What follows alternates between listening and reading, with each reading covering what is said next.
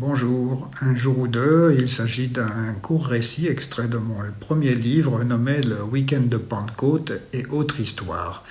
Dans ces quelques pages, j'ai imaginé une histoire d'amour impossible entre deux personnes qui ne se verront en tout et pour tout que deux, peut-être trois fois. Jules est un policier alcoolique sans avenir qui vit dans un monde imaginaire et poétique dont il est clair qu'il ne sortira jamais. Il en est hélas de même pour Nadine, une jeune prostituée un peu alcoolique elle aussi, à laquelle Jules s'attache. Dans cet univers noir, les deux personnages ont un court moment de répit avant de regagner leur triste destinée, mais la vie, in extremis, concédera une faveur à Jules pour le dédommager de son imaginaire contrarié. Dans la pénombre du panier à salade, épuisé par la longueur d'une journée quelconque, Jules regardait machinalement ses chaussures quand son regard avait été attiré par des jambes fines, s'était laissé guider jusqu'à des épaules dorées et enfin vers le gracieux modelé de bras nus. Il avait relevé les yeux pour découvrir un visage encore jeune, mat, un regard un peu perdu qu'un apéritif en trop avait libéré de sa retenue. D'imperceptibles petites pattes doigts au coin des yeux indiquaient qu'elle avait environ une trentaine d'années. D'emblée, il avait instinctivement compris quelle était celle qu'il pressentait et, tragédie romantique oblige, qu'elle serait en même temps inaccessible. Car Nadine était prostituée dans cet arrondissement parisien où il était policier.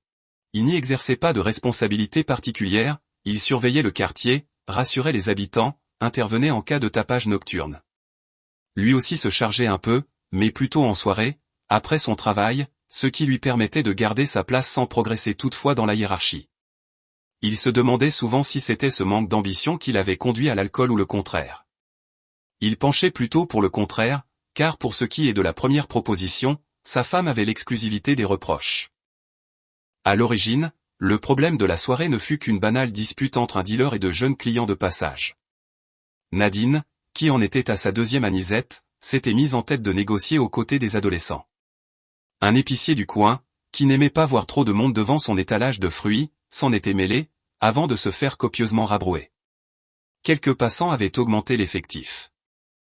Le panier à salade revenait de Fresnes et le chef de Jules qui n'aimait pas les drogués, et encore moins les jeunes, avait décrété.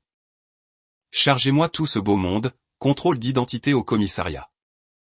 Ses sentiments envers les filles étaient également antipathiques, il avait quelques problèmes avec une libido qui lui échappait d'autant plus superbement qu'il se disculpait en permanence.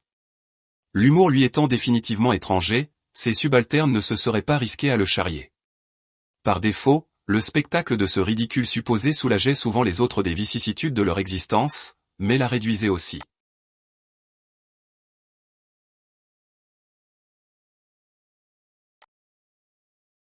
Il feuilleta un moment des notes désordonnées et retrouva sans peine un court chapitre.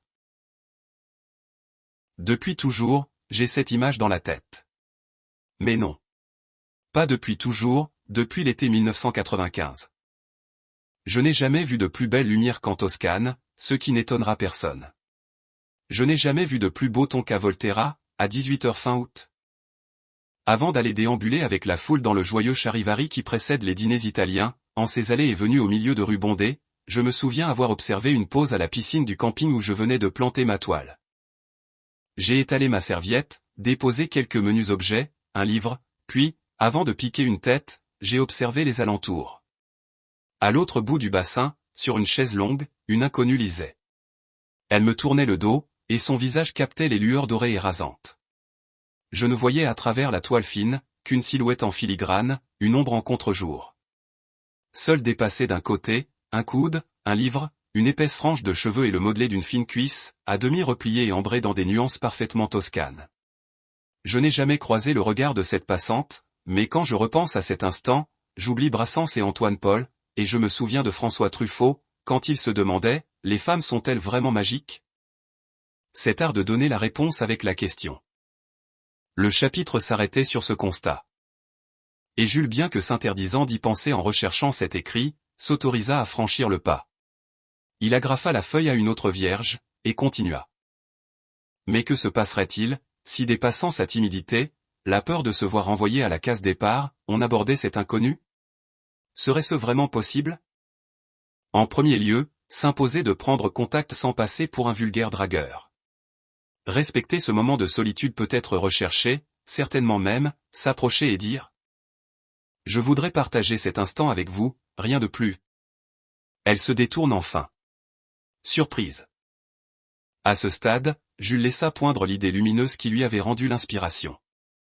Mais évidemment, il ne pouvait faire allusion à Nadine dans ses écrits, il n'était pas certain que ses petits-enfants seraient les premiers à prendre connaissance de son ouvrage. Sa femme et sa fille étaient bien sûr au courant de son assiduité, mais, même si l'état d'ébauche permanente, et de ce point de vue volontaire, dans laquelle s'empilaient les documents de Jules les avait rapidement découragés, rien ne prouvait qu'à un moment ou un autre elle n'aurait pas la curiosité de fouiner. Nadine. Se dit Jules au moment même où dans ses songes son inconnue se retourna. Elle a le même visage que Nadine et pour cause, c'est Nadine. À partir d'aujourd'hui, elle sera Nadine, mon inconnue a un visage, je vais enfin pouvoir lui parler. Il me suffit de penser à elle, sans la citer. Et fort de cette révélation, l'inspiration reprit de plus belle et acheva de rendre surprenant un album de voyage qui était déjà passablement insolite. Je voudrais partager cet instant avec vous, rien de plus. Mais je ne vous connais pas. Je voudrais savoir vos mots, ceux que vous utiliseriez, pour arrêter le temps, pour ne plus jamais oublier qu'en cette fin d'été, vous êtes passé ici. Je voudrais vous donner cette opportunité, non sans arrière-pensée bien sûr, juste pour la partager avec vous. Mes mots à moi sont trop flous, pas assez riches, imprécis, volatiles, trop faibles pour enraciner des souvenirs indélébiles. Je pense qu'à deux et de qui plus est, je vous le concède, avec une interlocutrice de charme, ce serait plus facile. Le reste ne m'intéresse pas, vous n'avez rien à redouter. Ce reste, comme vous dites si pudiquement, jurez-moi que vous l'avez trouvé ailleurs. Je l'ai cherché, trouvé, enfin partiellement. Alors je cherche, encore, toujours et ailleurs.